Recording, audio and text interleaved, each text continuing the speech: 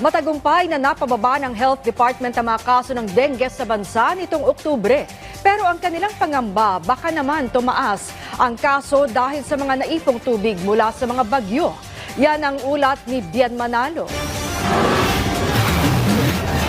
Nababahala ang Department of Health sa posibleng paglobo ng kaso ng dengue dahil sa magkakasunod na bagyong pumasok sa bansa kamakailan. Marami kasi nilang naipong tubig na maaring pamugaran ng mga lamok na nagdadala ng dengue virus.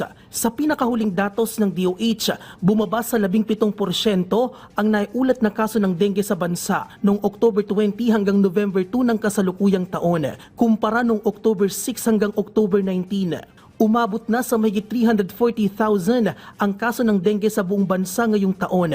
Mas mataas ito ng higit 80% noong nakaraang taon. Our dengue cases have actually increased.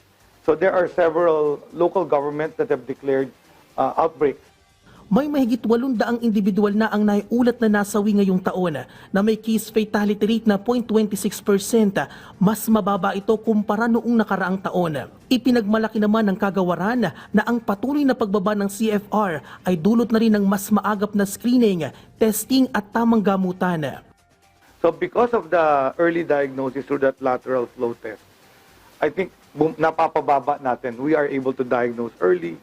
Hinikayat naman ng Health Department ang publiko na panatilihing malinis ang kapaligiran, hanapin at tuyuin ang naipong tubig na posibleng pamugaran ng mga lamok. Hinimok din niya ang mga komunidad at lokal na pamahalaan na maging proactive sa pagsugpo ng dengue. Ilan sa sintomas ng dengue ang pagkakaroon ng mataas na lagnat, matinding pananakit ng ulo, pananakit ng kalamnan at kasukasuan, pagsusuka at pagkakaroon ng mga pantal sa katawan.